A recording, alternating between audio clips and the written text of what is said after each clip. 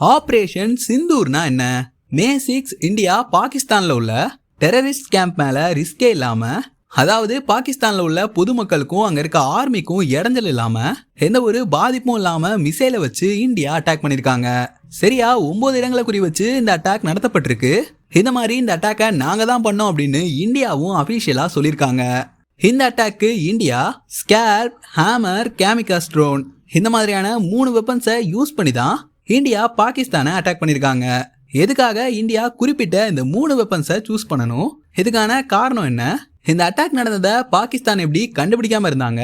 இந்த ஆபரேஷனுக்கு ஏன் சிந்தூர்னு பேர் வச்சிருக்காங்க? இதெல்லாத்தையும் தெளிவா இந்த வீடியோல பார்க்கலாம்.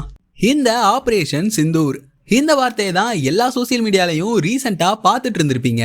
இதுக்கான அர்த்தம் என்னன்னா, கொஞ்ச நாளைக்கு முன்னாடி இந்தியால இருக்க ஜம்மு காஷ்மீர்ல உள்ள பஹல்கம்ல பாகிஸ்தானோட தீவிரவாதிகள் அந்த இடத்துக்கு சுற்றுலாக்கு போன இந்தியர்களை புடிச்சு வச்சு அவங்களோட மனைவி குழந்தைகளுக்கு முன்னாடியே அந்த தீவிரவாத நாயங்க நம்ம இந்தியர்களை சுட்டு கொண்டிருப்பாங்க.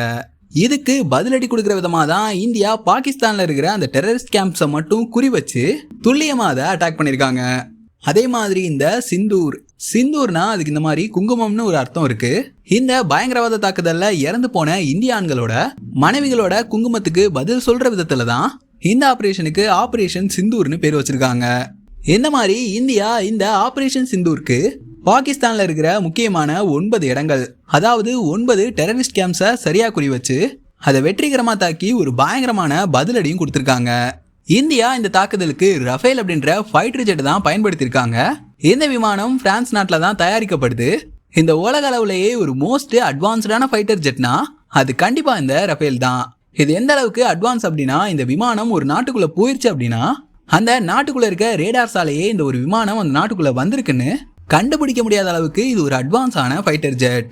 பொதுவா இந்த மாதிரி ரேடார்ஸ்ல சிக்காத எல்லா ஜெட்ஸுமே ஸ்டெல்த் ஏர்கிராஃப்ட் தான்.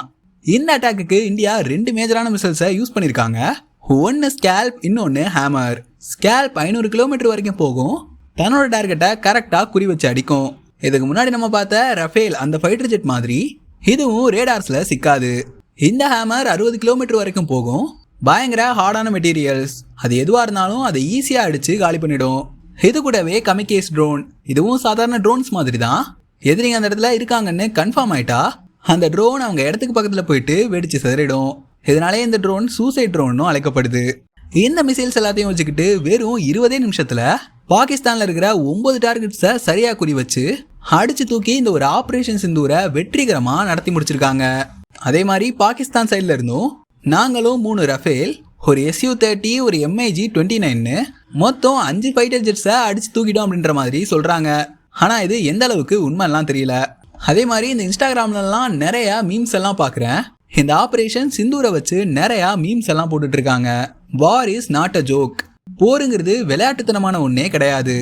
இதனால எந்த 2 நாட்டுக்கு நடுவில் போர் நடக்குதோ அந்த 2 நாட்டுக்கும் பொருளாதார வீழ்ச்சிங்கிறது பயங்கரமா இருக்கும்.